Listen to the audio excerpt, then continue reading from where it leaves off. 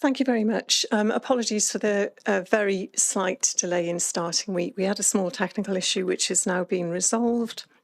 So as usual, before we begin the agenda, I'll take us through the usual procedural statement. Can I remind everyone present that this hybrid meeting is being live streamed as well as recorded via the internet, and this recording archived for future viewing. Could all participants please mute themselves when not speaking in order to avoid any background noise or feedback when other participants are speaking? If a participant wishes to speak, can they please raise their hand in person if sat in the chamber, or use the remote raise hand function.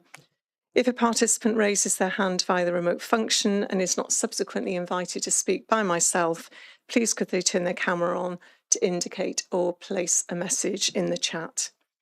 When invited to address by myself, please could all participants ensure that their microphone and camera is on to ensure that they can be seen and heard when actively participating.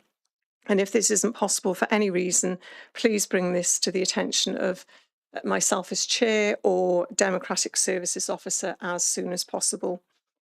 Please ensure that all debate is raised verbally and not via the chat function for the sake of the recording. The chat function may be used to highlight any technical issues or to get the attention of the chair or a Democratic Services Officer. If any participant has difficulty hearing or being heard when they're addressing the committee, then they should let me know or one of the officers know. So, please can I welcome all committee and non-committee elected members, co-opted representatives, cabinet members, our officers, Vale residents, public speakers, and to anyone watching the live meeting broadcast. Moving straight onto the agenda, are there any apologies for absence, please? Nothing given to myself, Chair, in advance of the meeting. Thank you. Thank you. Councillor Iannucci-Williams. Thanks. Gareth has had some technical trouble, so he's gone and is coming back in a sec. Thank you very much. Councillor Ernest, please. Yes, Chairman. Can I just, in respect of declarations of interest, say that I'm not there yet, Councillor. You're jumping ahead. I'm still just taking any apologies for absence. No other apologies for absence. So now we will move on to declarations of interest. Councillor Ernest, please go ahead. Yes, Chairman. In the presentation in respect of trees, there's reference to the Penal Civic Society, of which I am a member. I have no executive position as such and no financial interest. So perhaps I could just be advised whether it's still appropriate for me to take part in the debate. I probably won't be saying anything, but just in case. Thank you, Councillor Innes. That sounds to me like a personal, not a prejudicial issue. The officers next to me are nodding. So as it's a personal, not prejudicial interest, you are able to remain in the meeting. Thank you very much. Thank you. Any other declarations of interest? No, in that case, we move on to agenda item 3, which is a presentation about the Vale of Glamorgan and Natural Resources Wales Bather Water Quality Project Partnership Agreement Update. Committee members will recall we discussed concerns about bathing water quality previously in committee and agreed we'd receive updates as part of this committee's forward work programme. Unfortunately, Natural Resources Wales are not able to join us this evening, but we do have Jason Bale, who's the operational manager for shared regulatory services, and Jason will take us through a short presentation. Welcome, Jason, and over to you. Thank you. Yes, thank you, Chair. Yeah, as you said, just got a brief presentation just to give members an update on the partnership work we've been doing with NRW on the 2 bathing waters in Barry, namely Jackson's and Whitmore, but there'll be some information elsewhere on the other bathing waters, but looking to focus on the partnership for this, really. Yeah, if we go to the next slide, please. Yeah, so as the chair has just reminded, so the bathing water regulations came in 2013. These have introduced the classification system that has stringent water quality standards that have to be met to meet certain classifications. And one of the elements of the regulations is the emphasis on providing that information to the members of the public to allow them to make any decisions about entering water. As the chair has said, we have brought previous reports to the scrutiny previously, updating on the water quality results and ongoing work and investigations that are led by NRW and Welsh Water in terms of their future investments and improvements. We won't be focusing on that element in this presentation. As I said, we are focusing on just one aspect of this partnership work. And just as an update, Natural Resources Wales have now established the South Central Bathing Waters Project. That is focusing on the poor classifications that we do unfortunately have at Ogmore by Sea and Watch House Bay. And NRW have given a commitment to present at a later date to the committee on that project, and having the Vale of Glamorgan as a strategic partner in that partnership work. As we said, we had made reference to the projects at Jackson's and Whitmore, and the report that was presented to Cabinet in December was to formalise that and give delegated powers to Colin as head of Neighbourhood Services, the delegation to sign up to that partnership and formalise that. So again, just looking at the background again on the bathing water classifications, the Vale does have 8 designated bathing beaches, and that is the highest concentration in South East. So just looking at that table there, just the last 2 years of classifications. So we have Penarth, Jackson's and Whitmore all achieving good, Coldnap and Barry achieving the excellent, as does Llantwit Major and Southern Down. And as I've mentioned, we do have, unfortunately, those 2 poor classifications in Watch House and Ogmore by Sea.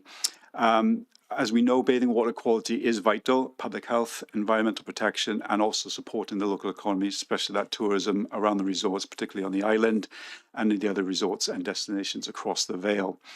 The classifications are calculated and assessed by Natural Resources Wales using sampling that is undertaken for the bathing water season, which runs from May to September each year. And the data is collected over the bathing water seasons and then using preceding seasons, usually 4 years worth of data, to calculate a statistical average for the classifications. So just moving to the project itself, this initially started in 2023 and probably before that as well. But we worked in partnership with NRW to develop what we're looking to achieve as a real-time water quality prediction tool, which will help provide information to bathers at 2 designated beaches in Barry, namely Jackson's and Whitmore. The project has been fully funded by Welsh Government, and the phase 1, as we said, started in 2023 bathing season, where we undertook, NRW, undertook detailed sampling programme in Jackson's and Whitmore.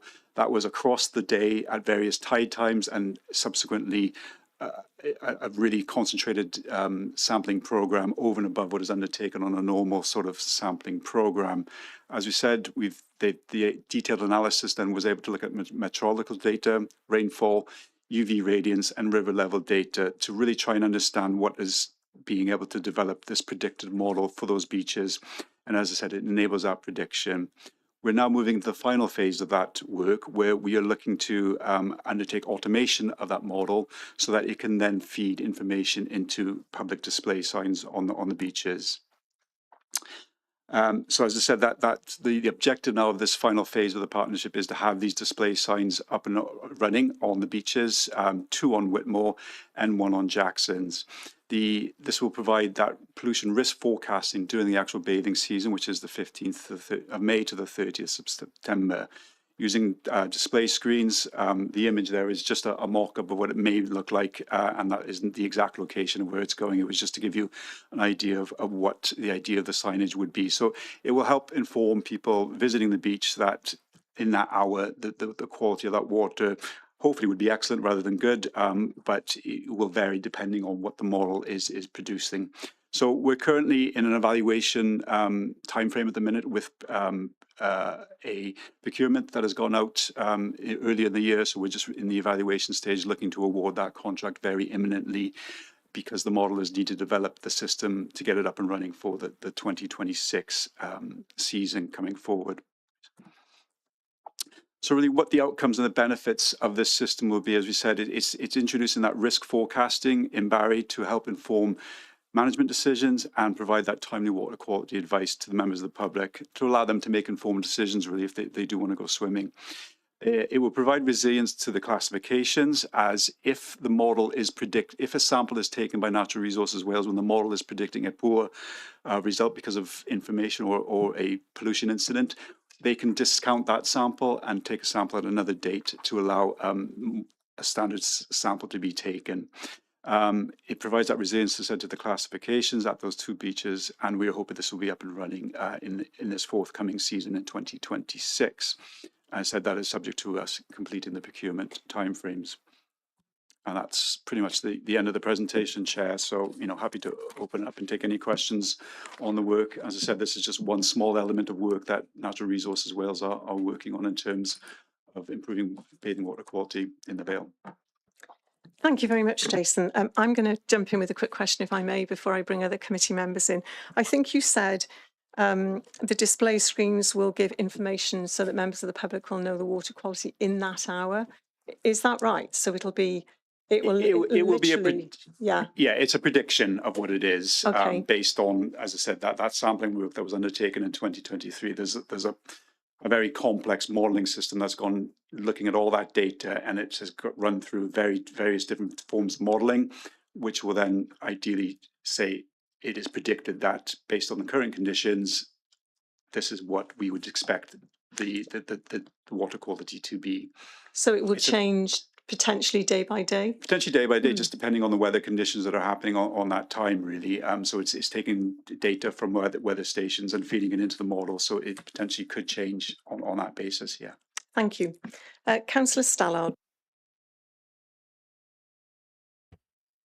Thank you, Chair. So it's important to say that, I welcome this final stage of the project, which is the stage where the public actually sees the benefit, and they will be able to read these predictions of water quality at Whitmore and Jackson's Bay.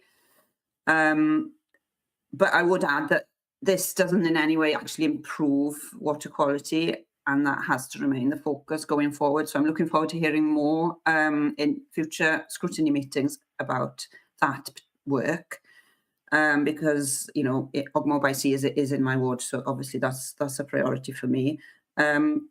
But my question is, and I think I know the answer, but I want to ask it anyway: is there any prospect of seeing similar pollution risk forecasting displayed at other beaches, including Ogmore by Sea? And if not, why not? Thank you. Yeah, thank you, Councillor. So, Jason, if you can address that and perhaps help committee to understand on what basis the decision has been to start with these two beaches. Yes, so the basis of these 2 beaches, one of the options we were looking at is to try and, without getting an excellent classification, obviously for Whitmore, it lost its blue flag status. So by undertaking this element of work, that was one of the reasons we were focused on that, was to try and help and get it back up to an excellent classification. So that was the reason for focusing in these 2 areas. This has been funded by Welsh Government, initially directly to NRW for their funding. And, it has taken many years to get us to this point, and a significant amount of funding from Welsh Government. The Vale has put some money to it. We've applied for the screens. We've applied for Brilliant Basics funding, again, to Welsh Government separately. So in essence, the reason at the minute it is not looking at any of the beaches is the time frames and complexity, but also the cost, significant amount of capital that NRW have expended to get us to this point through the Welsh Government funding for them, really. But obviously, we would support any sort of, applications for further funding to try and expand this, but it's not a very quick process. This has been many, many years in the making to get us to this point. Did you want to come back in, Councillor Stallard? I can see your hand is still up. I'll take my hand down. I think that answers my question, to be honest. But yeah, I think the focus moving forward should obviously be on improving water quality, much as I welcome today's final phase. Thanks. Thank you, Councillor. Councillor Hooper, please. Thank you, Chair, and thanks for the presentation. It's a shame that Natural Resources Wales aren't here tonight, because I think we could have. I'm not sure you'll be able to answer this question, Jason, because I think it might be technical. One of the things when visitors come to our beaches, they will make the decision more than an hour ahead of the water. And given that this information is leading into a predictive model, I just wonder how far away are we from being able to predict 24 hours advance? Because my understanding, because I met the team when they first came down there, rainfall is an important pre-predictor of the issue. So they've obviously got rain forecasts, so they can probably do that. So if you can't answer that, I think we should ask Natural Resources Wales to answer that question. And the second thing is, it's all very well them being on the seafront, and I think that's great, but they should also, I think, be on, they should be available across our websites, and I'd hope to hear that they are. Thank you. Yeah, sorry, I probably should have, Jason, yeah, sorry, probably should have put that in the presentation. So yes, they will be available on our websites. That's one of the aspects we're doing on it as well. So it will be publicly available. In terms of that exact question, yeah. So the frequency the model runs at is it's throwing in 15-minute intervals into the model, but it will then use that data to predict then for the next hour what it's going to be taking on that on. So it's not real time. It is that predictive element of it. But we can get some further technical advice on that from NRW as well. Thank you, Jason. Councillor Ernest, please. Yes, thank you, Chairman. Well, my question to Jason really is that up Penarth, there's a very large group of people who swim every day throughout the year. And until now, at least, I'm not sure about last summer, but certainly summers before, we've already had water quality assessments posted near the beach. And can I just ask whether that is not going to be the case for this year? Because it wasn't really mentioned in your report, Jason. Yeah, thank you, Councillor. So, yeah, just to expand on that. So obviously we're going to have these 2 electronic displays at 2 of the beaches. But what information will be available at the other beaches about water quality?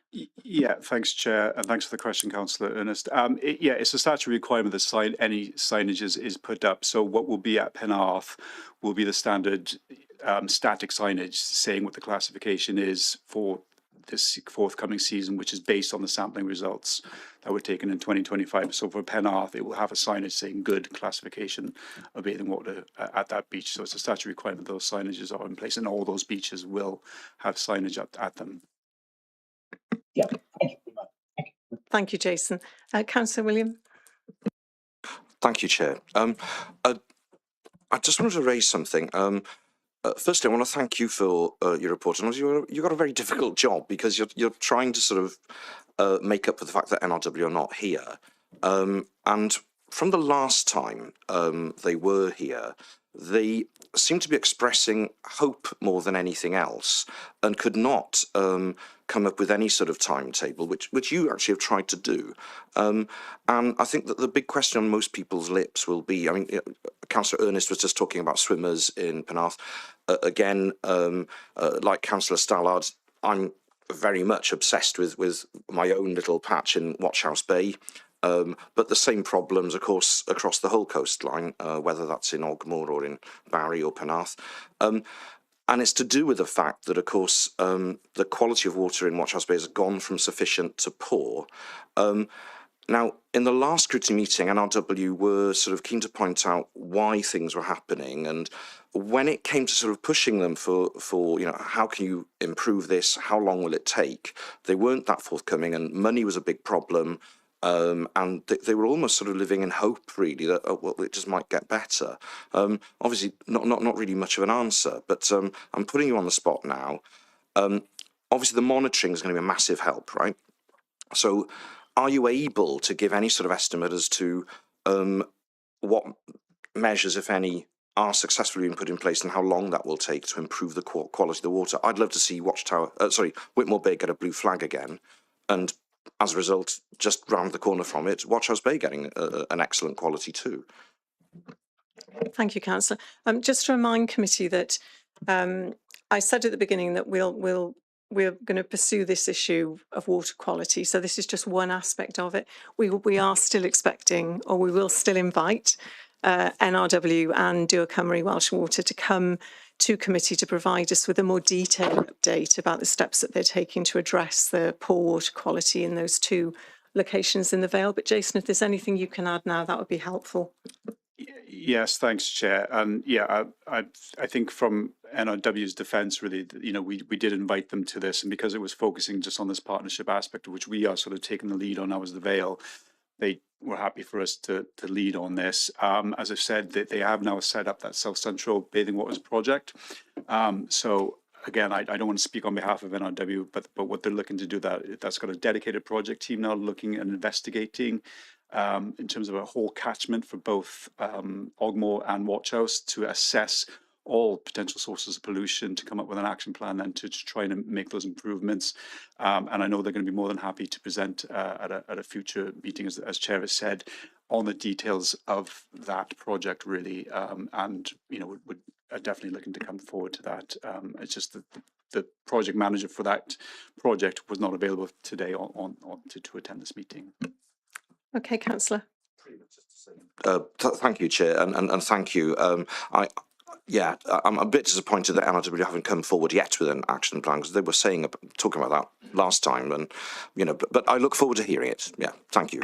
Thank you. Yeah, but that, you know, the action plan is the start of that is that formulation of this bathing waters partnership for the South Central, which is looking at in a very, you know, strategic way, very detailed way, and I'm sure they'll be able to present that and hopefully provide you with more information in due course.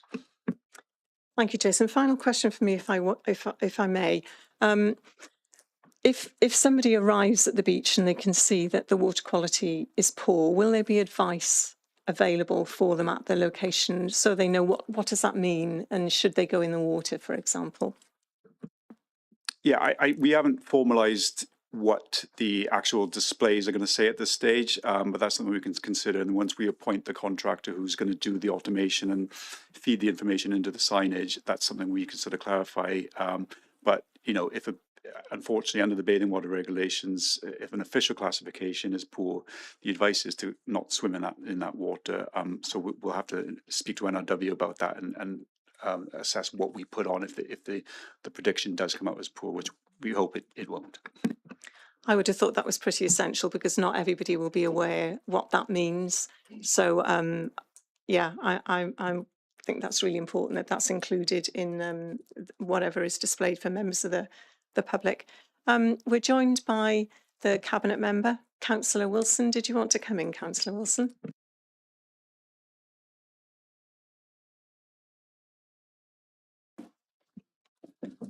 Hi, Councillor Wilson. We can see you come to screen, but we can't see or hear you at the moment. Are you able to, just to check that your camera and microphone are not muted on the bottom right-hand side?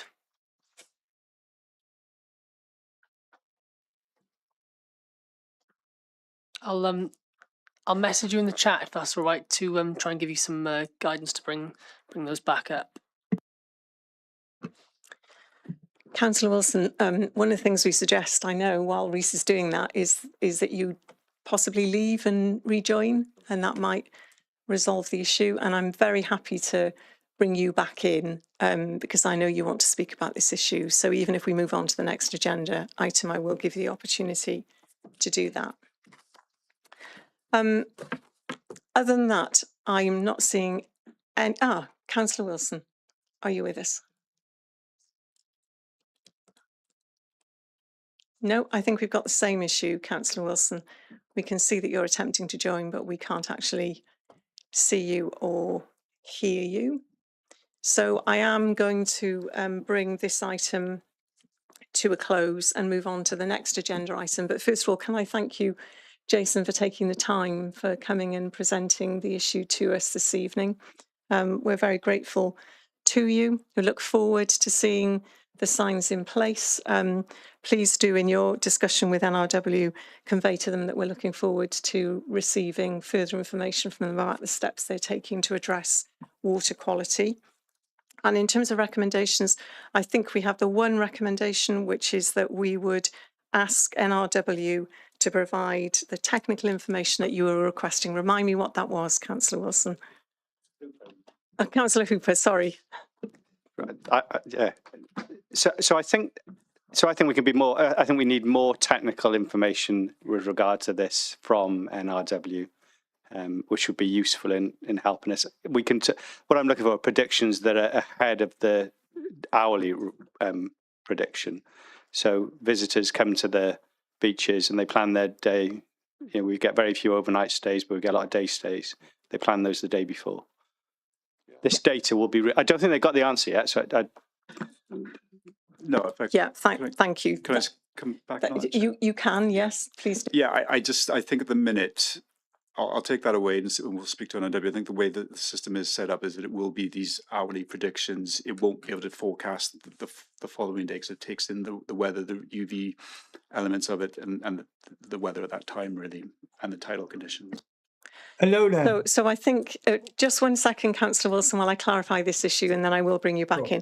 So I think what we're asking is for two things, and Councillor Hooper, you'll correct me if I'm wrong. First of all, we'd like to understand from NRW whether the technology exists for them to do that now, so that people will have sufficient notice before they head off and plan their day.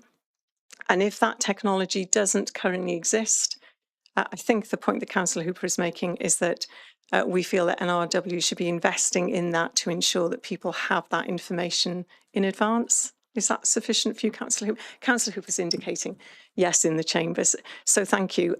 If you're able to provide that information from NRW, Jason, that would be really helpful. We can circulate that to committee members, and no doubt we'll pick that up when we invite NRW to come and have a broader and no doubt longer conversation with us about water quality.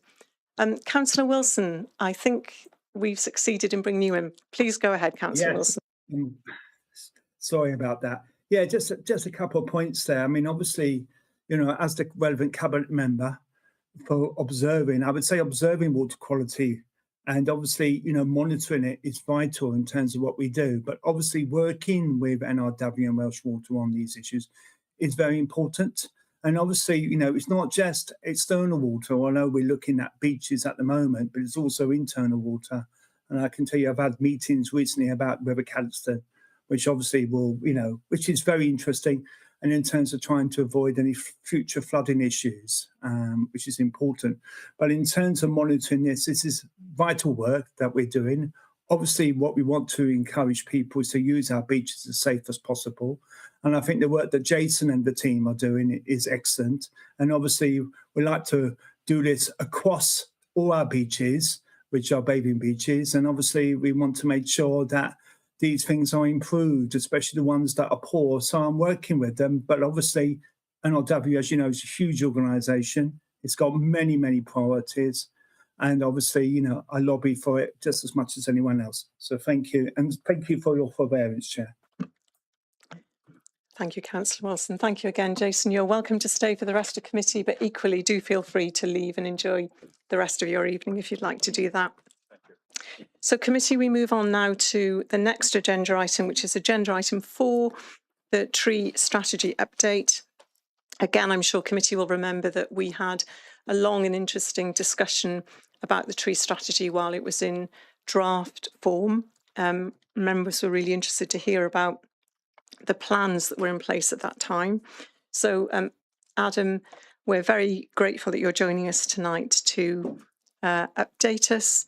And my apologies that this item has been on this committee's agenda, I think, twice before, and unfortunately, due to other business, we've had to defer it. But I hope that hasn't been too inconvenient. And over to you, Adam. Thank you.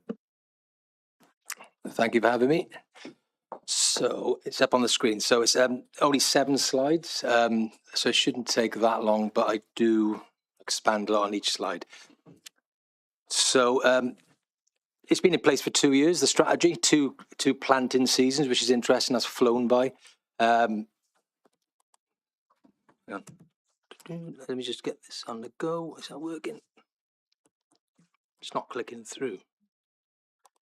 Hang on, here we go. Is that working now? Yeah, it's weird. It's working earlier. On slides. Bear with us, everybody. Sorry, everybody. We're just making sure the presentation is running live. Should be on slideshow, yeah. It's on slideshow over there. So it's up on the screen there.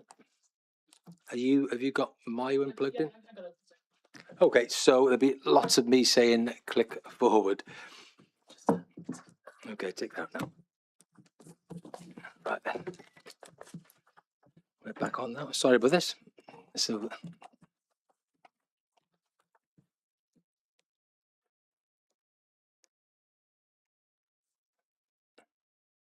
are we up? Here we go.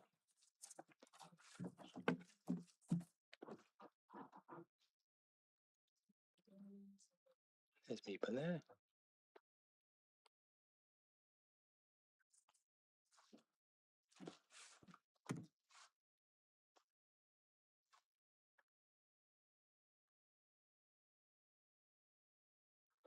Nearly there.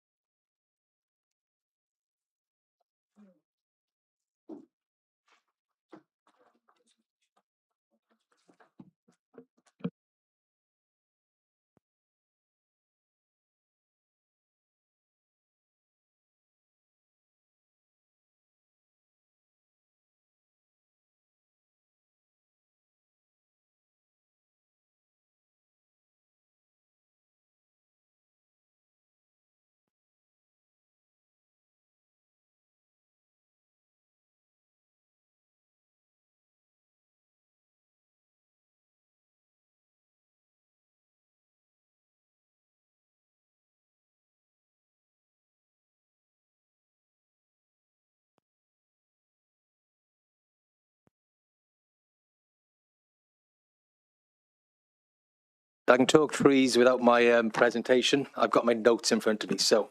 I was going to say, Adam, have you got the presentation in front of you? So I've got the presentation in front of me anyway, so I can run Okay. with it, yeah. Let me just say to committee, that's what we're going to do, and we'll make sure that copies of the presentation are circulated. And apologies, Adam, that we're not able to resolve that for That's you. strange. It worked earlier, but didn't start. So this will be not as exciting, so it won't be lots of pictures, but I will animate as much as I can. So it was approved in 2024. We've had 2 growing seasons of tree planting, which is great. I'll be running through the progress on our actions and also any challenges and achievements over these 2 years, because it's been a very interesting first 2 years. So there are 20 action points within the strategy. All are either completed or on target. Progress to date on these key actions. So internal communication on tree issues and inspections and compliance. So internal communication and external communication has always been a key concern on if everybody knows what they do need to do and don't need to do relating to trees.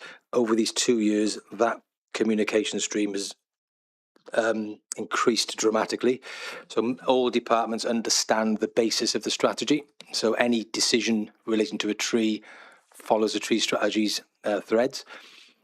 Interestingly, some things that you would have seen on the presentation, I'm trying to educate and communicate as much as possible, because I'm specifically neighbourhood services with Colin, but I'm reaching out to the departments who may not understand trees as much as myself. So, for instance, I've taken on board, we've got 17 schools now of our 52 schools that now understand the importance of trees on their site. So as well as us doing their grounds maintenance, they are buying into having an annual tree survey with the information coming from our senior ARB officer, who will explain to them what does or doesn't need to be done, not what a site manager may feel they want to do because of the tree in that location. And I'm going along to the schools business and admin action group in June to try and draw others in, because I think trees in a school are probably one of the highest risk locations if they're not well maintained, because many of these trees are near playgrounds that are used five days a week at least. We have our mapping system, which is our asset management system, our confirm system. One of the key targets was to be able to proactively inspect our trees, because pre-tree strategy, it was a reactive element.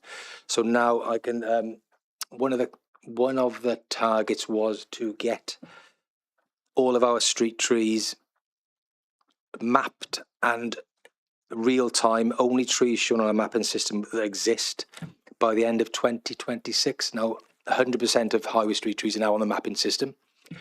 By the end of 2027, in the targets and objectives, it is to get all of parks and highways and other areas on the mapping system, so we can proactively manage these trees.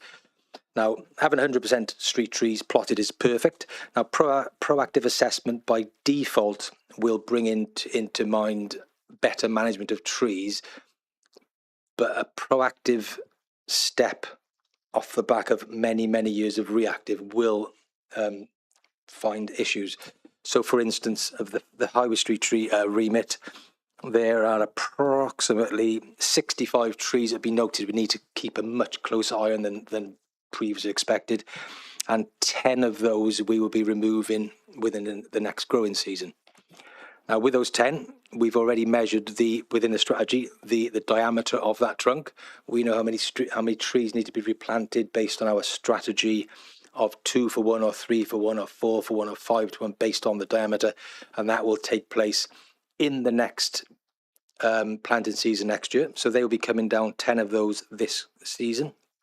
The reasons could be a lot of the trees through our streets are either potentially they'd be either disease or coming to end of life. You know, trees have a lifespan, so they will start dying back. It's interesting not having your thing in front of you, Nick. I'd like to be clicking buttons. So, progress date on other key actions. So one of the main targets was to plant a minimum of 1,500 trees throughout the council authority, not parks, not highways, throughout the whole area, 1,500 trees, with 500 of those being standard size or higher. So for the first 2 years, and these are very interesting figures, in 24-25, we planted 13,454. Now, at least 10,000 of those would have been because of the River Thor, Restore the Thor project. So, you know, but it's all trees going back into the Vale of Glamorgan area. In 25-26, now it's good that the meeting was deferred a couple of times, because I literally had an update off Countryside today to have an accurate 25-26 figure. And for this planting season, we planted 17,556. Now, 14,000 of those would relate to the River Thor or the Local Nature Partnership or Porthcurry Country Park. The other numbers are within those sort of street scene areas. Within my areas, we've planted 116 standard or higher trees in Penarth, 25 in the street scene, which is something that hasn't happened for many, many years. Actually, in the street scene, in the tarmac or the Pennant Stone areas, 138 planted in Barry, with 24 of those in the street scene, and 89 in Roos, which is our lowest canopy cover town. They've got 5.5% canopy cover, which is very, very low. Our highest canopy cover, based on the iTree survey in 2022, was 21.2% in Penarth, which is an interesting talking point, because others may feel it's not that high, but that's the figure of that survey. Where our average is for 13% across our urban areas. 89 planted in Roos, with 25 of those in the street scene, and 30 throughout the rural vale. Plus 77 trees were planted in the Boverton Road area, and we planted many, many whips in certain swathes.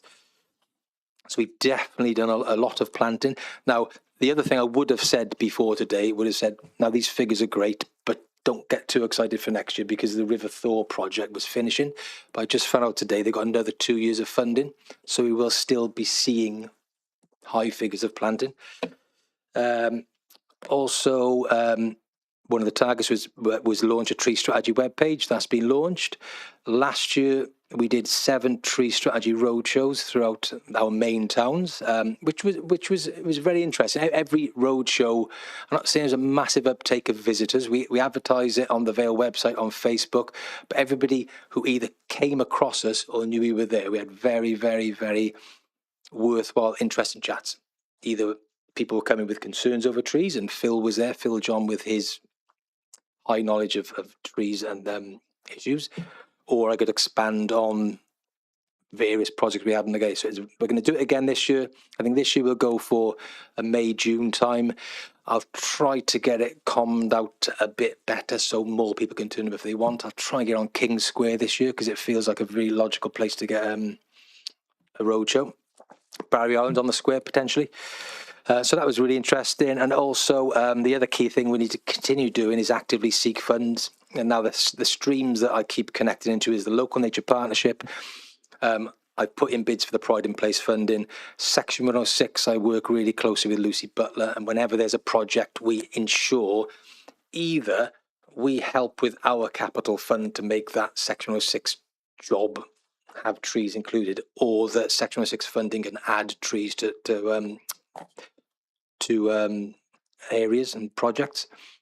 Also, luckily, we have the 5-year capital funding, which is we're literally starting year 3 this year, which is quite scary. It's £100,000 for tree planting in neighbourhood services and £75,000 on cyclical tree maintenance. So that's a very important pot of money that we hopefully can continue acquiring over the coming years.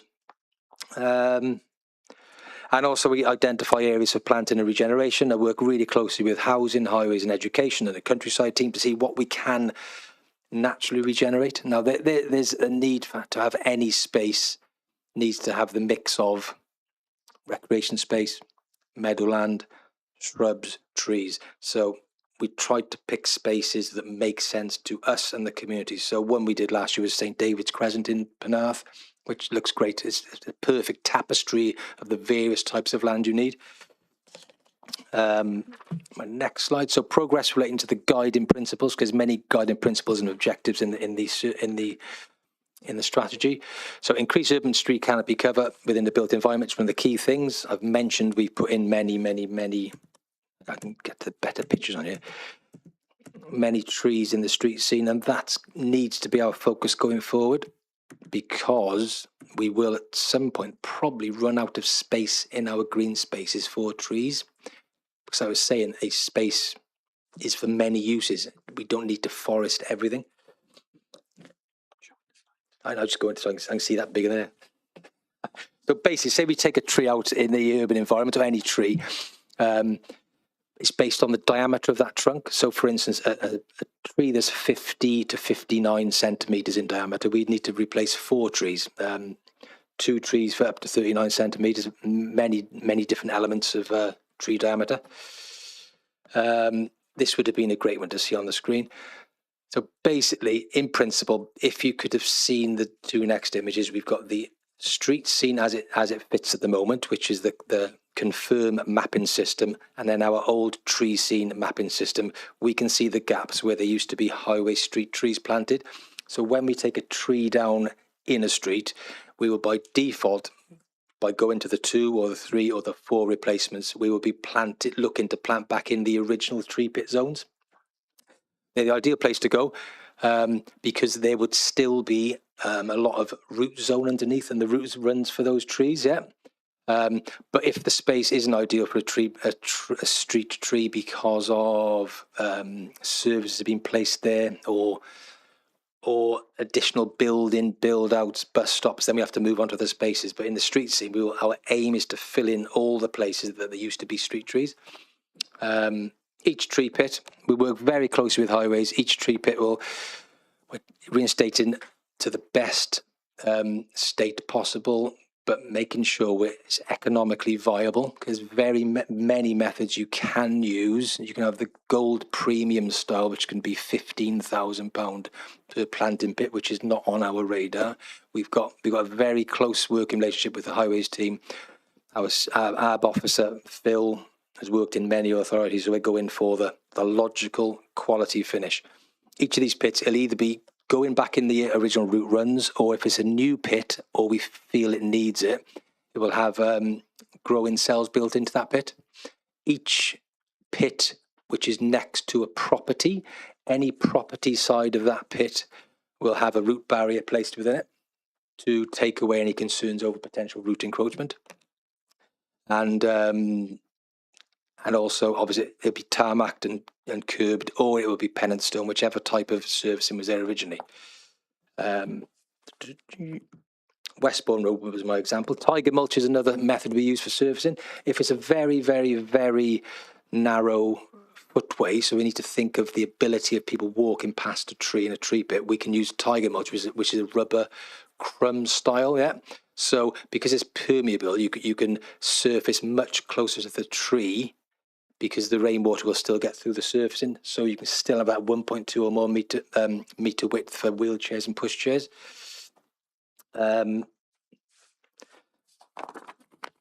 Next slide on my thing. This would have been my favourite slide to share, I must admit, except pictures of varieties of trees. So we're committed to ensure we get the right tree in the right place. Okay, now historically it would have been, let's go for the classic oaks, limes, horse chestnuts, but we need to be looking at the future climate changes, different varieties, have as many different species within our portfolio as possible, because if we start getting certain diseases coming in, like ash dieback, it wipes out a high percentage of your street scene or urban canopy cover. So take into account needing to change for the climate and tree stock. There were 4 trees that I was going to mention. Acer platanoides crimson century is from the maple family. It's a very compact upright style tree, high urban resilience for air pollution, and it's low maintenance. Betula pendula Edinburgh, which is from the birch family. These are trees we've never had in the street scene before. That's the only reason I was mentioning them. It's very adaptable to the urban conditions and low infrastructure impact if people are concerned of root encroachment. Also, the Tilia cordata, which is from the lime family. That's a winter orange colour, just a very beautiful looking tree, but excellent for pollinators, bees and insects, urban biodiversity, excellent for year-round interest. And then you would have seen a comment saying, I don't want a brown tree. That was a little comment on my spread, on my thing. That was an interesting story. We picked the right tree, right place, but we'll always listen to residents and try to do the right thing. So, because I've been here quite a long time, we got people who like trees and people who maybe don't like trees. So we were marking it where we're planting trees in a certain town in the Vale of Glamorgan, and a lady phoned up and said, I'm really concerned because I'm aware you're planting a tree outside my house. So I think, okay, this would be the age-old discussion, I don't want a tree. But the actual conversation was when Phil spoke to her, I don't want a brown tree. I didn't like the hawthorn, the brown leaf hawthorn, any chance I can have a different colour tree. Because if you do, I will water it, look after it for the next 15, 20 years. So luckily we had our tree stock in for the growing season. Phil was not good. I think he was going to do a brown tree as well. But we switched it to a ginkgo biloba, which is a maidenhair tree. It's a lovely tree to have in the street scene. It's an unusual variety. It's actually one of the only surviving species of an ancient group of trees, so they're called living fossil trees. It's really, really, really colourful, interesting trees. So we planted this tree outside the property, and this woman loves the tree. She hasn't got a brown tree, she's got a green tree, which actually turns to yellow, and she's looking after it. So it's a win-win situation. So we don't enforce species, we pick the right tree for the right place based on the environment and our species selection. But when and if we discuss with residents situations, we can tweak based on our available stock. So that was a really nice story, because I just could see the conversation going the way I didn't want it to go, but it wasn't. It was a perfect outcome. So progress relating to the guiding principles and objectives. So the key issues we have, there's 3 key issues, well, many issues. Resources, so financially and physical. So at this point in time, we have the capital money going into year 3. We look for grants. We work with a local nature partnership, but the cost of planting trees. So on average, getting a tree back in the adopted highway in the street scene, we're feeling in a place that did have a stump currently, is about £2,500, including planting the tree. To plant a tree into a green verge, a grass verge, is a lot cheaper. It's approximately £600, including a year or two's maintenance. So looking at numbers of trees we're planting and costs, there's this continual need for funding through many avenues. And the other thing is the challenge is the actual resource to do it. So you wouldn't be aware, but based on all the trees we've been planting over the last 3 or 4 years, as soon as we hit the watering season, which is basically just around the corner, and for the last 3 years we had to water most of the summer, we have 3 full-time staff working 37 hours a week, watering trees all day long. So that's 3 staff out of our core team.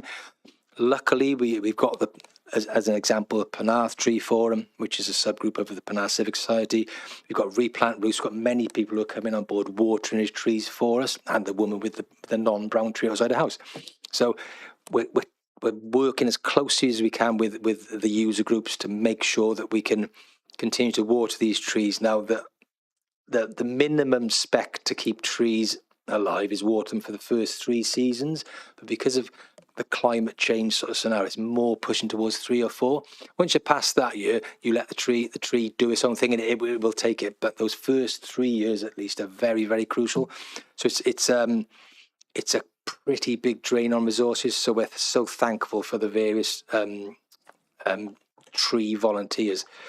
Available spaces, the other thing, like I said earlier, in my student, there's an image of a lovely park. I think it's in London somewhere, but you can see that mixture. We need trees, canopies, and open space. Our plan's not to fill our parks with trees, it's getting the right tree canopy for that space. So we will need to keep looking at the street scene. So in years to come, I don't think we're going to see the high figures that we're seeing planting, but we're going to be focusing on the street scene to get the canopies back in the streets. So we're going to revisit, prioritise the highway street scene. And also there's the tree pest and disease issues, which we keep coming in. We've got ash dieback we all know about. That's, I think by the time it's finished with us, 98 or 99% of ash will have died. Ash is our highest species in our canopy cover. So that takes out about 15% of our thing. But we've got larch and oak diseases spread in wet areas, oak decline, there's conifer diseases out there. So there's various diseases that are making their way across, and we just need to manage it by buying good tree stock, buying resilient tree stock, and getting that diverse tree canopy cover. And then going to my final slide. So finally, progress relating to the guiding principles and objectives of the tree strategy is only possible due to the continued efforts and involvement of our wonderful volunteer groups. Now, you would have seen them all pop up, but I'll mention them all. We have the Penarth Civic Society, Barrier Action for Nature, Friends of the Kimmin, Friends of Victoria Square, Replant Roots, Penarth Tree Forum, Trees and Flowers for Southern Down. We've got Friends of the Italian Gardens. It was the 100-year celebration on Saturday. I went down, I was a bit late, but I got there and it was very enjoyable. Wemba Wildlife Group, Wild About Dennis, and many more. Now, all these people put so much effort to make these things work. But interestingly, 2 weeks ago, and this was probably one of the nicest things to step into, there was an evening, the Penarth Civic Society, subgroup Penarth Tree Forum. It was an update on how they've been doing and how we're progressing with trees generally. Now they every few years have an urban forester called Russell Horsey comes in and has a good old chat about the right things to do about trees, the way forward. We need to do this. I've been there, and lovely bloke, so knowledgeable. He's it's probably the 3rd time he's been there, and it's probably been 3-year gaps each time. So the first 2 times it was more about, this is what you should be thinking of doing. It's good you're thinking about it. Let's see if we can get there.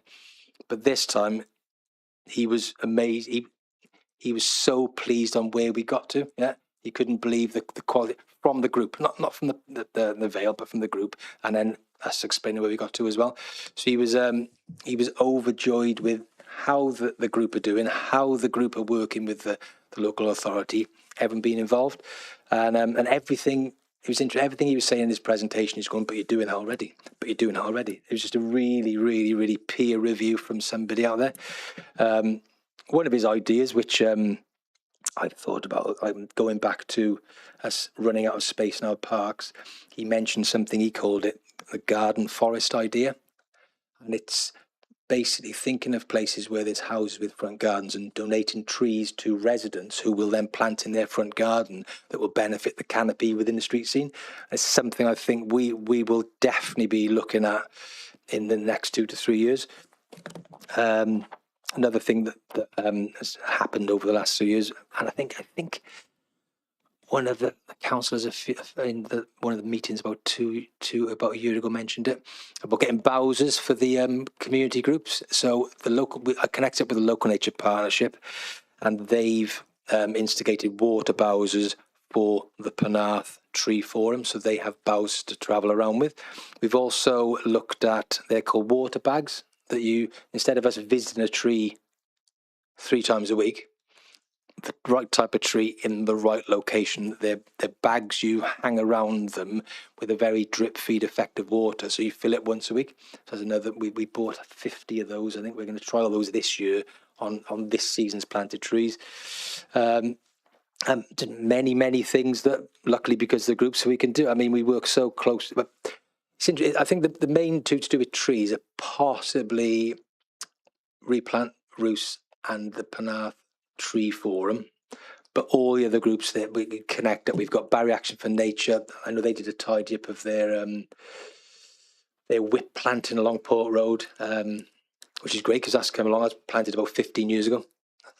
So that is the end of my presentation. I know councillors will be really keen to jump in with questions and comments. Adam, thank you very much for taking us through that. That's particularly difficult when you're conscious that people don't have the presentation in front of them. So thank you very much for that. Councillor Hooper, you wanted to come in? So I saw you in Penarth after you were cancelled last time, and I expressed my disappointment because I think this is probably the single best presentation that this committee gets every time you rock up, and I think that's largely because of the enthusiasm you show for it. So I think that's really important to say that. I got a few questions and some points. I'm councillor and I live on the waterfront. There's a number of trees that weren't planted as part of the development when they should have been planted. And I'm just wondering how you then liaise back with the planning department to make sure that those trees go back in. I think there's an opportunity for us to get the developers to pay for them. I don't expect you to answer that because I don't think you can, but it links it with the front gardens thing. So the people who had in their street scene trees in them, but then they moved in, the trees never got planted. There's a lot of trees missing from the waterfront. The second one, and you've related to engagement with residents, and I just wondered, is the asset system something that residents can engage with directly to give you updates on trees that are local? And if not, how can we try and do that? So you've got these groups doing it, but individuals like this woman you described who really cared about that tree in front of her house, how do they engage? One more point and then a broader point. I'm really interested, the tiger mulch issue. We have a problem with cars parking on pavements. I just wonder how resilient that material is to heavy vehicles. And the last thing, and this is again another compliment, I think your description at the start of how you work across departments is an example for this council. And I think if more people could do that, we'd find opportunities to work together more. I think, you know, we need young people to recognise that trees are important from an early age, and it'll stop idiots kicking down trees and stuff that happens in our streets, which is a real shame. So I just want to commend you on that. So it's two questions, really. Thank you, Chair. Thank you, councillor. Who wants to take those? Adam, are you coming back in? Thank you. Thank you. So the asset system, we've been meeting with our planners. I think we're only a few steps away from, like, you can make contact with the council and talk about a bin bag that's been left out or a street light that's been broken. Phil John, senior ad manager, has been working with Tony Curlis, and literally we're this close to people being able to go onto the front-facing GIS plan, yeah, pick a location, either street, tree location because it's actually on there, yeah, or a park you feel there's a concern, and it will either initially tell you this is not a council-owned tree, so we can't do anything about it, or it will instantly bring up a form to fill in for people to raise their concerns. So I think we're either just around the corner from starting or a few weeks away. So that's definitely the plan, getting that confirmed system, talking with our GIS system, and having a very front of house user-friendly way for people to raise concerns. So that is definitely taking place. And tiger mulch, I can see what you're saying. I totally get it, because the vehicles parking on pavements, the tiger mulch is only very, very, very close to the tree. So in theory, if the tree was there, I think the furthest to be left or right would be potentially 50 centimetres, and then it goes back to the back edge. So hopefully no one parks that close to trees, but they do. So we'll see when it happens. There's been quite a few bits that Nathan Thomas had done when he started on the Vale to trial tiger mulch down through Broad Street, and there's been no damage to that, and they're quite large swathes, so it could be that it is pretty resilient, but it is rubber, yeah. Thank you, Councillor. Thank you, Adam. Councillor William, please. Thank you, Chair. And again, it's always brilliant to hear your reports. This is fantastic. Really excited to hear about the mapping system as well. I've got a couple of brief questions. Firstly, though, I'm also really interested to hear about the idea of a roadshow. One location I would suggest is Romilly Park, because you've got a mixture of people there, those that don't want trees and those that really do want the trees, from Cannon Hill area, for example. And I think it'd be a good place to hold a roadshow. That's by the by, Chair, thanks. But the main questions I had to ask were, I was interested to hear that you're talking about replanting trees in the same tree zone. I know residents in Cannon Hill were very upset when some trees got cut down, leaving just a stump behind. And of course, in some places, they're just gone completely and been tarmacked. I was really pleased to hear that you're saying, well, actually, we are looking to replace whenever we do cut down in an urban area, but it does depend on, you know, whether the area is suitable or not. So you kind of answered my question there, that where possible, you would replace. And the other thing I wanted to raise was regarding the need for maintenance, because we have areas, for example, I can imagine all over the Vale, but in the ward that I represent, in Romilly Park, the bit by Romilly Avenue, where the canopy there is very dense because you've got growth in the park and then you're outside, and it causes no end of problems. That really does need to be continually monitored as part of the budget you get every year. I feel you know, there is a real issue there. And the other question I had to ask was more about when you talk about ash dieback, what sort of stage does a tree need to reach? I know you sort of grade them. What sort of stage does a tree need to reach before you decide, right, that's now too bad, we do have to cut it down? Because of course you've got budget considerations and you can't really afford to cut it down unless it reaches a certain stage. So I'm interested to know that. Thank you, Chair. Thank you. Adam, did you get all of those? Yeah, yeah, great. Thank you. So roadshow. Yeah, roadshow is really good. We've got a lovely trailer. It's actually got a picture of the forest in the background randomly. Dave Nevitt purchased it from somewhere, so it's a really nice thing. So we picked 7 locations last year that made sense of being able to get this trailer into, and we did it more like sort of more urbanised large car park areas. But I like the idea of spreading it around. So being parked in Romilly Park, as an example, by the cafe, yeah, up on that main road. So I mean, I'd rather do more, probably try and do 2 in each town, the main towns, yeah, over a 3-week period. So definitely get one in Romilly Park. So that I'm asking, and like I said, they were, when people attended, they were really, really, really worthwhile, interesting chats. Whatever route the conversation went, yeah, it was really worthwhile. Whether it was to do with insurance claim, or somebody doesn't like trees, or somebody loves trees, can have a tree put in my garden. It's just really worthwhile discussions. So yeah, replanting trees. Now we're in the world of having a senior arb manager with a resource, to plant trees.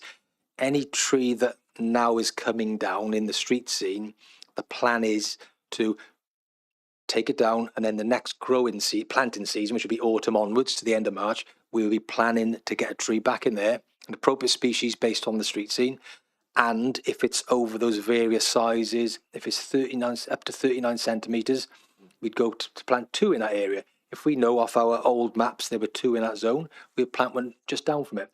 That's when we might have difficulties, because it might have been a tree there 30 years ago and lots of services might have happened. So that's with the replanting. Definitely, it's a very proactive replant regime. Maintenance, there's certain areas that maybe have a much denser canopy than maybe some residents like. That's where Phil, using his knowledge, will look at the weight of that tree as well. So I know what you mean. There may be some what we call lapsed pollards there. I think there might be any horse chestnuts or limes, whichever trees. And yeah, so I think that where Phil may need to do a crown thin or even a crown reduction if there's a concern over the weight of the tree. And ash dieback, there's 4 stages, 1, 2, 3, and 4. Phil could look at a tree probably from 100 metres and say, that's stage 3, that's stage 1. I wouldn't be as good. I'd be, it's got ash dieback. But the protocol is up to stage 1, stage 2, you monitor until it moves to stage 3. When it goes to stage 3, 3 or 4, that's when you take them down. That's the point where they become unusually unstable. It's like weird zones of rot within a tree. So it's different to lots of other sort of tree diseases. So 1 and 2, the protocol is across Britain. You monitor, check it once a year. Some may stop at 2 and never progress, hopefully. Some do, yeah.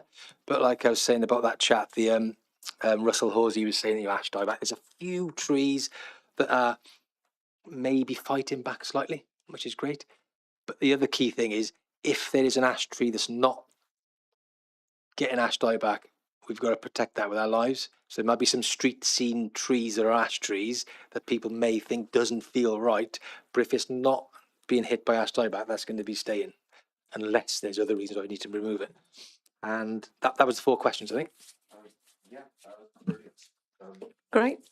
Thank you, Chair. Just to clarify one thing. Go ahead. Thank you. So in places like Cannon Hill, for example, where they maybe have been tarmacked over, are you saying that you would be looking at untarmacking it and putting a tree there?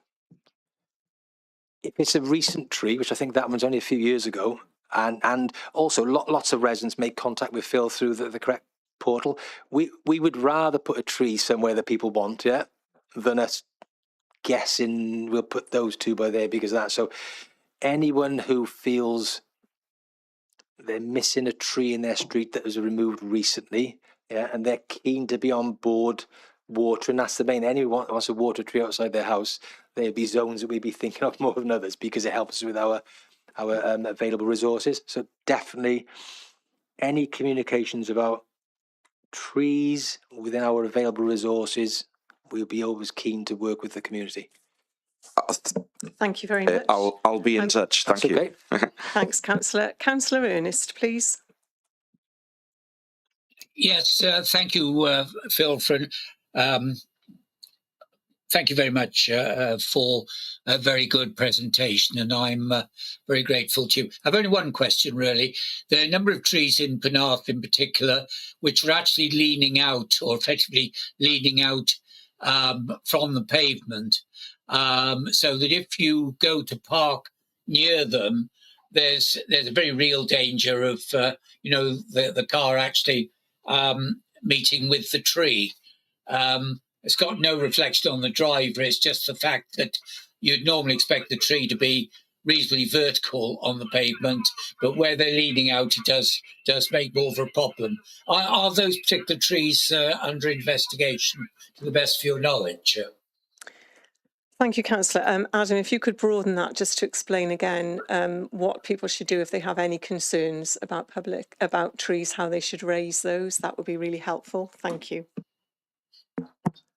Thank you, Councillor Ernest. So any tree concerns generally, if you can contact the call centre, the Vale call centre, and make your concern raised, that will by default make its way to Phil, and he will come and assess. Now, I'm aware there's quite a few trees within the Vale that by default, the way they've grown, they've grown leaning towards the adopted highway road. Now, there's been many, so all the trees that, like I said earlier, 100% of highway street trees have been assessed by Phil in the last 18 months, and he's taken note of any leaning tree. If it's a leaning tree because of stability, he'd be concerned about the stability angle, but a lot of these trees have grown that way naturally. Now, there's a specific, I don't know the dimension, the specific distance out from the curb that a height needs to be for the tree. If it's within that, which these must be, they're just being monitored, okay? So it's something like, I'm not going to make up figures, but there's definitely a distance out from the curb. If you go up and the tree is within that height, then it's an acceptable lean into the street scene, and we've gathered that through Nathan Thomas as well. So it's a highways figure, but definitely keep an eye on them, definitely. Thank you, Adam. Councillor Drake, please. Yes, Adam, I know you spoke on tree diseases. Ash dieback is obviously an ongoing serious one, but the others, such as acute oak decline, has this amongst the others you named appeared in our area yet? And are you monitoring the area? Thank you. Thank you, Councillor. Adam, please. I'm no expert on tree diseases, sorry, but I do know that they're ones that I don't think we've got any acute oak disease in the Vale yet, but I know that Phil's senior art manager is part of a arboricultural officer sort of network, so they keep an eye on and Steve Pickering, Countryside, so they keep an eye on any diseases that are making their way in, and appropriate action would take place if and when they get to us. So I can't give any exact detail, but we do monitor ingress of things.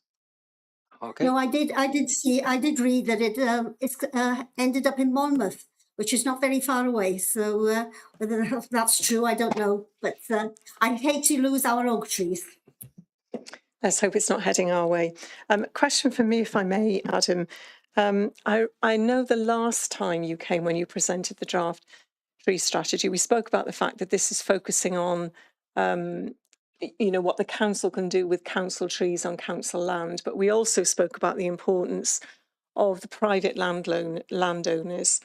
I'm just wondering whether or not there's been any progress in terms of engaging them with what we're trying to achieve across the Vale in terms of the tree canopy. I would say the local nature partnership via Steve Pickering have made lots of headway into private woodland and private landowners. And like I was saying in my presentation without any pictures, I think our next stage for the street scene area that me and Colin are overseeing is that concept of engaging with residents. If they have a large front garden and they would like a tree, we need to offer it and even give advice. We were toying on an idea of giving advice on trees as a chargeable process. We've thought about that because, I mean, a lot of the time I feel that people come to the authority because we're a trustworthy entity that will say it as it is to do with the health of a tree, not make decisions to remove a tree based on somebody's view of they don't like that tree. So it's something we've toyed on. I'm still thinking around that as a topic. But yeah, we're making contacts slowly but surely, more with the internal sort of colleagues, really, the education step forward. That's great. I mean, getting 17 schools on board now wanting annual tree surveys and then realising that the trees are theirs and they need to maintain them. So it's just a thing. I'm not saying every head teacher thinks that, but it's the last thing they think about because of their main thing is educating the children. Yeah. So us taking that risk off them, we do an annual survey, give them the information, tell them the work that needs to be done. They can ask us for a quote then or go elsewhere. We're not saying give us the work. We will do the survey because every tree we survey and manage correctly is how we're going to retain that increased canopy, because removing badly maintained trees and trying to plant 3, 4 or 5, it still takes a long time to get that canopy back. So retaining what we've got as much as possible is the way forward. So engaging everybody. Thanks, Adam. I was just thinking, you know, when I bought my house 30 years ago, there was a lovely tree outside that got damaged and was cut down. And when I contacted the council, they said, we simply haven't got the money to replace any trees that we lose. And it's just brilliant to see the incredible progress that's been made in this really, really important area. I think I see more smiles around me in the chamber when we talk about the tree strategy than almost anything else. It really is incredibly important. It's brilliant to see the work that's being done. Councillor Wilson, please. Yeah, thank you very much, Adam. That was a superb presentation and always very knowledgeable and very interesting. But I know it's very much a partnership. You mentioned Steve Pickering. I know that Steve, in particular, worked with you, Adam, very much on developing this tree strategy, along with our voluntary groups, notably Penarth Tree Forum, which I know gave us some really excellent advice about further improving that strategy. I'm really proud of it. It's something that I lobbied for almost 20 years as a councillor. And I remember a certain officer, I'm not going to name him, and lobbying him quite a while ago. I know he's no longer working for our authority, but clearly I'm really proud that we got it. I think, obviously, it will take time. You know, trees are slow growing. I say slow growing because some trees do grow faster than others, as you know. You mentioned lots of good species of trees, and obviously some people get frustrated with them, but they're very much our friends. As you know, they contribute enormously to resist and counter climate change. They provide improved air quality, obviously, and they obviously give us back the oxygen that we really, really need, and they absorb the carbon dioxide. So it's really vital that we maintain and manage those trees, and I'm really thankful for the voluntary groups that do that, as well as our staff that obviously maintain those trees. And as you know, with our seasons that we're having increasingly wet seasons in the winter, and in the summer it seems to be drier, and obviously that's the challenge, is the summer season in particular, when we get dry weather, and clearly trees need lots of water, especially, as you rightly said, in the first 3 years of it. What I'd like to say to members is, if you've got a tree in a particular area or you want some trees, just let us know. It's vital that you do so, because obviously I'm delighted we got a budget. We are developing in the urban canopy, but you know, there are obviously complications with that. With obviously, you know, we do have lots and lots of services now, as you know, underground, and clearly we didn't have years ago cable television, for example, and I know in many areas we have that. So, you know, there are challenges out there, but I will hasten to add, while I'm still doing this position, I will argue and promote, and I know many of you will do the same, to increase that canopy in every area of the Vale. And I'm very proud of our officers who are doing a superb job on this. And, you know, and Phil, who's a really good addition to us, has been excellent. I've been out with Phil fairly recently in Lower Penarth, looking at the trees and improving things along the way we walk. And, you know, really good news. And thank you all. Thank you, Councillor, and thank you all for your comments and your contribution. Thank you again, Adam. I'll take us to the recommendation, which is just that we should consider the contents of the report and the proposed priorities for the next reporting period. I think it's clear that committee very much supports the work that you're doing and very much supports the priorities that have been identified for the next reporting period. So I move that we note the report. Can I have a seconder for that, Councillor Hooper? Thank you very much. And just to add, Adam, I think committee will agree that we should just pass our thanks and commend all the team that have been working so hard to achieve this. It's really great to see what's being done across the Vale. Thank you very much, Adam. As ever, you're welcome to stay. Oh, in fact, you might be staying for you are staying for the next report, I think, aren't you? Because we were at the beach together, and that will all become clear when I move on. So thank you. Right, we move on to agenda item 5. This is an update for committee on task and finish review. Committee will recall that we've just finished our first task and finish group, and that was on providing greater accessibility to beaches in the Vale of Glamorgan. Thanks to, I think it was Kirsty, who suggested this. This is one of the ideas that came before committee that was warmly supported. The reports before us so committee can consider the findings and recommendations of the task and finish group. We also need to agree the next task and finish for this committee. In fact, I think we've already done that, but we'll just check that, including the size of that committee, the composition and the membership of the group. We're joined by Councillor Iannucci Williams, who chaired the task and finish group and who's going to take us through the report. Are you with us, Councillor Iannucci Williams? Thank you. Over to you. I am. It's just like Eurovision. Thanks, Chair. So the task and finish has produced our report. So I'd like to start off by thanking Mark, Colin and Adam, who supported us throughout I think it was 9 meetings we had, as well as Kirsty, our tenant rep, Joe from the Friends of Glamorgan Heritage Coast, and all of the organisations who came to give us feedback and evidence, because without them we wouldn't have been able to build up such a sort of valuable evidence base, and their insight on our site visits was incredibly helpful. I know that I learned an awful lot during the task and finish, so I hope that the other committee members did too. And again, thanks to the committee members who I think we had a really, really productive set of meetings, and it was just really helpful and really productive, which is not often the case, but was a really encouraging project. So the key objectives are laid out pretty clearly in the report.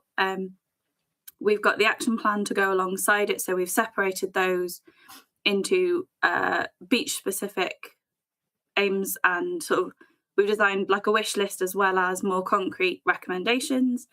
And lots of the suggestions that we've included can be worked in alongside existing budgets and forward work plans. So a lot of the things that we could do was identify quick wins that we would be able to therefore see really tangible benefits quickly, as well as them sort of being positive things to do. And something else that I'm really keen that we've managed to build into the report is that we are going to monitor the progress. So everyone worked so hard on the project that it would be a real shame for those recommendations to sort of be approved tonight and then we don't see them again and we don't hear how they've been actioned. So we're going to meet later in the year, I think, and then get regular updates so that we can hear what has been done. And like I say, those are pretty much all listed quite clearly. The one-stop shop, I think, is something that a lot of the discussions in this committee tends to have. They would link and they would be really helpful. So we mentioned the water quality earlier. That is something that would be a suggestion for our one-stop shop. And I know that the brief of that will be fleshed out in a bit more detail, but the action plan does include a good summary of what we would put on that website. And having talked to the comms team, the one-stop shop for accessibility is something that we think could be really innovative and is a really exciting piece of work that would make a lot of difference to people, and be that accessibility with wheelchairs, mental health issues, any sort of physical accessibility needs, people with pushchairs and prams. The goal is basically to make it as easy as possible for people to enjoy our beaches and access them safely, in the knowledge that when they turn up, there will be someone that can help, or they've had all of the information they need to make their visit as good as possible. We're also keen to recognise that a lot of the work that we can do fits in with stuff we're already doing. So one of the points that comes up quite a lot is the audit of signage on the resorts. And I know that it's something that we had a really good discussion about during the task and finish, but that doesn't necessarily mean more signage and more sort of physical furniture cluttering our seaside resorts. It means looking to make sure that what we've got is used as effectively as possible. So do the signs tell you where the nearest toilet is if there might be an issue of timing, or do all of our signs tell you exactly what accessible changing spaces we've got? Because we've got some really great facilities, particularly at Barry Island. So we do need to make sure that we're shouting about those and that people do know what they're able to access. And something else that we would include on the one-stop shop that we thought was a really exciting opportunity was, so we went to visit one of the beaches in Llantwit, and there had been a storm the day before, so it was completely covered in stones, and one of the photos is in the report. If you were in a wheelchair or needed to push a pram or something across it, you couldn't. So the toilets were inaccessible that day. The officers were on it and it was going to be fixed within 24 hours or so. But that is something that we could both tell people we are on, and then they will have confidence that if that is an issue, we will get it fixed quickly, as well as being that quick win that we are doing it. And we do need to champion when our officers are doing a really good job and resolving issues quickly. but also to save people that wasted journey of getting down and not being able to use the facilities. So I think that those are some of the key points. I don't think Colin is with us today unless he's online, but I don't know if Adam had anything that he wanted to add as well. But yeah, I think we're really proud of the report, and I think it's a pretty good summary of everything that we have as opportunities. Thank you very much, Councillor. I loved being part of this task and finish group, and I think one of the things that was so great about it is because we actually got out, and we walked and we visited the sites and we took time. A number of the improvements that were identified are things that officers have said can be done as business as usual.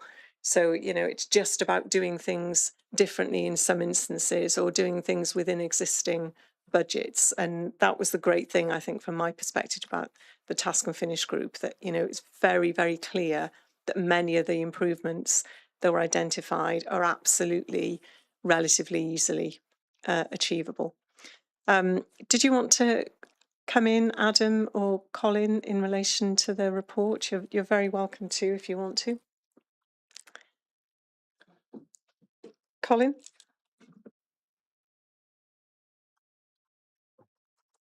Thanks, Chair. I just agree with everything that was said and by the chair of the task and finish group. And it will help us as a service moving forward, because it will ensure that we prioritise those areas of the coastal management service that we manage, and it gives us greater opportunity to ensure that we provide those facilities for the wider community of the Vale of Glamorgan and our visitors, of course. And it has been good, particularly the timing of the task and finish group, because it's enabled us to prioritise some of the capital funding next year to ensure that we deliver some of those projects and actions that have been attached to the report in the action plan.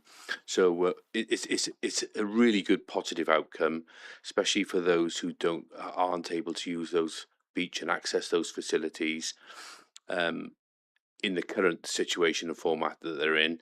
And it will be able to enhance the experience of our visitors and some of those who aren't able to have full enjoyment at those beach locations. That's really positive, I think. So with the timing of the task and finish group, it really does give us an opportunity to make some quick wins in time for this year's bathing season. So there'll be some improvements, visible improvements, very quickly and in time for this season. So really good news stories. Just wanted to say that, Chair. Thank you very much. Any comments or questions from committee members? Councillor Hooper? Yeah, I welcome the report and congratulations for everyone who's worked on it. I think it's a good report. I'm particularly impressed and intrigued with the opportunity to put some mental health signage at Cold Nap. I think that's a really important thing.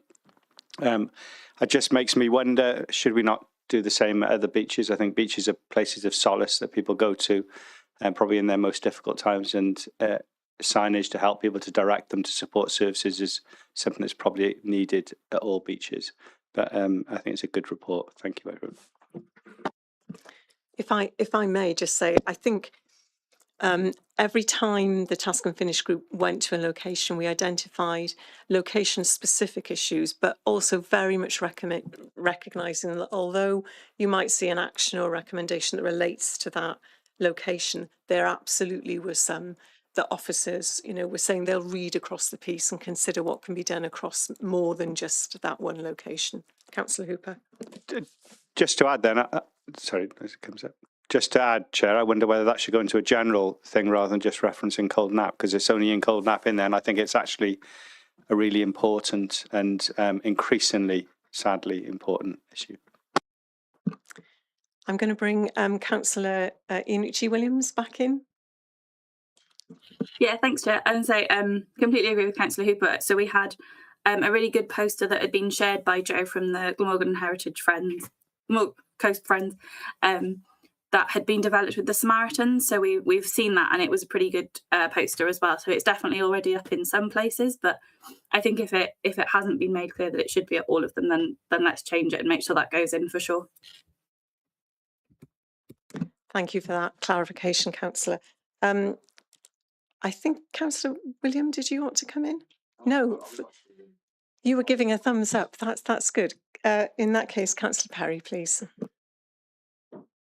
Hi, yeah, just a couple of things, and I think it's been announced this week that Transport for Wales are going to be reviewing all our bus stops in Wales for accessibility, which is a good thing if you're not going there by car, because perhaps even this report is a little bit car-centric. The only thing I could think that, having gone through all the minutes of the meetings, that wasn't covered was all-terrain mobility scooters. So there's the proposal to buy more all-terrain wheelchairs, but I think the only thing I could find that was missing was the all-terrain mobility scooters, which are a slightly different vehicle for people who need them. And that's it. And thank you and well done. Thank you. Does anybody want to, from Task and Finish or any officers, want to comment on that? Colin, thank you. Yeah, thank you, Councillor Perry. I think, as Councillor Hooper said earlier, in reference to Cold Nap, I guess it'll be a little of a learning outcome once we deliver the action plan. And if there is items we learn throughout the whole process delivering that action plan that we can include and enhance, we will as a service area. Nothing's off the table. And if other items of committee, perhaps it comes to memory that we could have included in that Task and Finish group, at any point during this summer and bathing season, just raise it with us as officers and we'll include it through the project. Thank you very much, Colin. Councillor Wilson, please.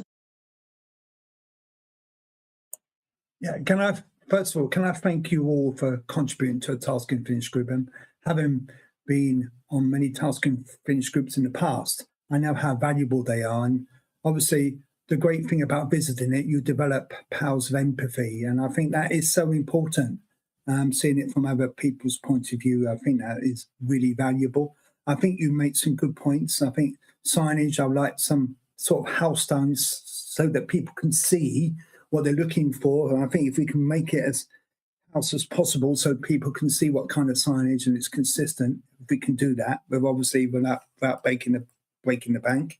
Obviously the other issue, I think, and I think it's right, we do need to look at mental health.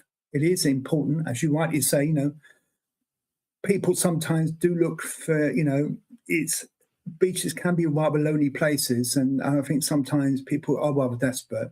And I think if you've got notices for Samaritans and various other organisations that offer that kind of support, I think that's vital that we do publicise that as much as possible. And I think that is a really good point made. And clearly, if we can be proactive as much as we can to make our beaches as accessible as possible, given unusual circumstances, and obviously we've had very inclement weather, which obviously makes things difficult at times. But I think you made also the point that, if we can put an explanation that we will be doing something about this, I think that's important. And I think that is very worthwhile.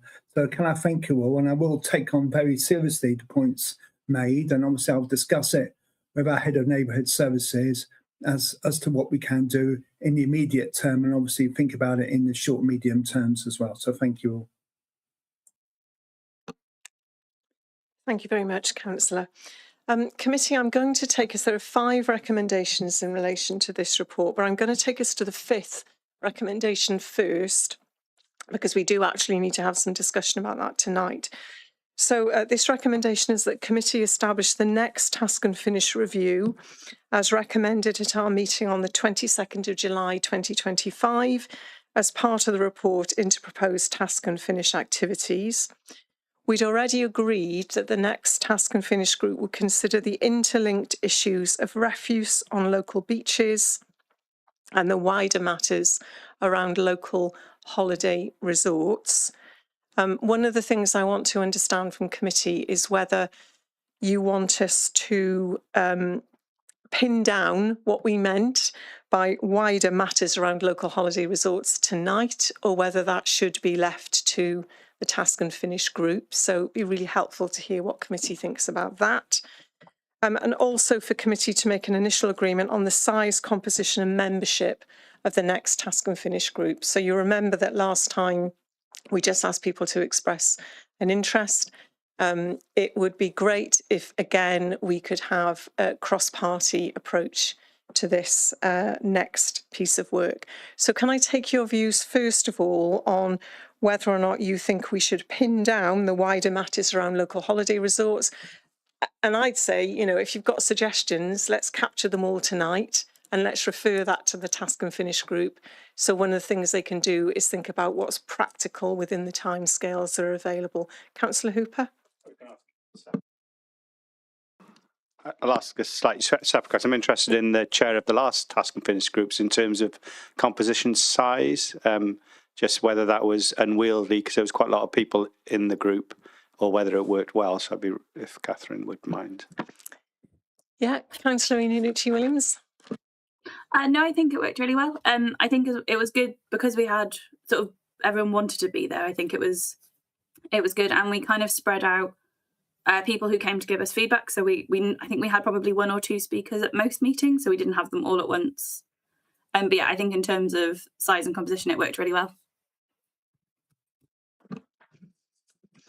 And in terms of the brief, forgive me, I have a slight problem with my throat, so forgive me. In terms of the brief for the group, excuse me one moment.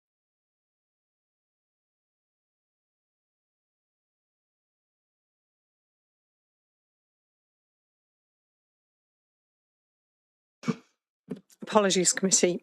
So in terms of the brief for the group, we've got this broad brief which is around looking at refuse on local beaches, and then we've got this wider matters around local holiday resorts. Any thoughts around what we think should be covered in terms of that, or are we happy to leave that to task and finish? Councillor Ernest? Yes, Chairman, I think the comment you just made a few seconds ago is appropriate. Wider matters around local holiday resorts, you know, we could fill a book with that. And I think I concur with what you and the chairman of that task and finish group, that we can look at that or the committee can look at that at the first meeting and go into that in depth. We've not got time tonight for that, and I think it needs a little bit of thought. Thank you. Councillor William? I concur. I think at the end of the day, if a wider bunch of people impose something on a task and finish group, they wouldn't want to do it anyway. But I think the task and finish group would have the luxury of being able to really focus on things then. And it sounds quite exciting, yeah. Well, I'm not seeing any objections to that, so that seems like a practical way forward. And certainly with the last task and finish group, I think members are very clear the issues they wanted to look at. And for those people who weren't part of that task and finish group, we had a really helpful steer from officers as well about, you know, what we could be focusing at. And that developed as well as the task and finish group developed. So, okay, in that case, next question is size of the group. It should be a minimum, I think, of 6. I think that's right. Yeah. So we're looking for volunteers who are interested in getting involved in the next task and finish group, which, as I say, will start by looking at refuse on local beaches. Councillor Ernest? Yes, Chairman. I'd like to nominate Councillor Champion and myself as 2 members from the Conservative group. I think we've worked well with the committee, or hopefully we have. That's not for me to say. And generally speaking, the task and finish group, I think, worked extremely well, as you said yourself, with a lot of input from all members. And there was no rank or anything else drawn from that. Thank you. Thank you. Yeah, Councillor Champion was the vice chair of the group, which was great again to have cross-party leadership. Indeed, he was. Indeed. Yeah, Councillor Norman, you were on the last task and finish group. Are you yes, jumping in again? I'd like to jump in this one as well, please. Excellent, thank you. Councillor Williams. Yep, I'd like to volunteer as well, please. I'd like to second Councillor Champion as an excellent task and finish buddy, and not specifically because he brought us chips on one of our visits. Yes, he did indeed, yes. Councillor Stallard. Yes, I am very interested in the topic, but equally I am aware that I've been on one task and finish. So if you've got too many volunteers, then I'll cede my place to someone else. But I am really interested and would like to do it. Thank you, Councillor. Councillor Drake? Yes, I'd like to go back on there. When you say 6 people, does that include independents as well? So that's 6 as a minimum. And as I think Councillor Hooper asked the question, you know, did the number work? How many of us were there actually on the last group in total? Kirsty was there, wasn't she? Yeah, we've got the figures in front of us, but yeah. I think there were about 9 of us were there. Yeah, there were 9 last time, and that worked really well because obviously there were times that not everybody could make every single meeting, but we still had a really good number. Oh, in fact, there were 10 of us. Councillor William? Yeah, at this point, I should stand up and say I'm Spartacus. Yeah, I'm very happy to volunteer as well. And you know, if numbers are a problem, I'm sure I could work something out with Councillor Stallard as well. We could maybe job share on it. Yeah. It doesn't look like numbers are going to be a problem, so that's great. Councillor Ball? I'd just like to echo what Councillor Stallard and Councillor Williams said. Really happy to go on to the task and finish, but also there's no room, it's quite all right. Thank you. I don't know whether have we got any of our tenant reps with us on tonight's committee? It would be, if not, it would be good to reach out to them, I think, to see if... Can I say that Kirsty was a good attender? She was great. Yeah, her contribution was absolutely invaluable. Okay, so I'm going to say I also would really like to be involved in this task and finish. So, but equally, I will cede my place to somebody else who may not have done it last time. So I've got Councillor Ernest, Champion, Norman, Iannucci Williams, Stallard, Drake, William, Ball and myself. And by my reckoning, that takes us to 9. And can I also suggest that we reach out to co-opted members of this committee to see if any of them would also like to join us. But that seems like a really good number to me. That's great to have so much enthusiasm. Can officers advise us when we're likely to start? I would imagine, Chair, you'll probably start towards the end of May, given we've got an election coming up, which will take up time, and obviously we'll have to scope it, so it'll make it a few weeks. So I would imagine around May, mid-May to end May. So bearing in mind that the composition of scrutiny committees may change in the next municipal year, let's start with this as the provisional number of councillors and names of councillors that are going to be involved.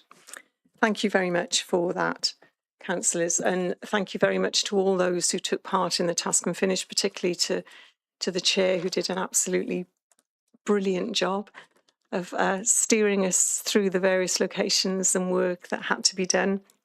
And many thanks to Colin and Adam and the team for all the support that you provided through the whole process. That was absolutely invaluable.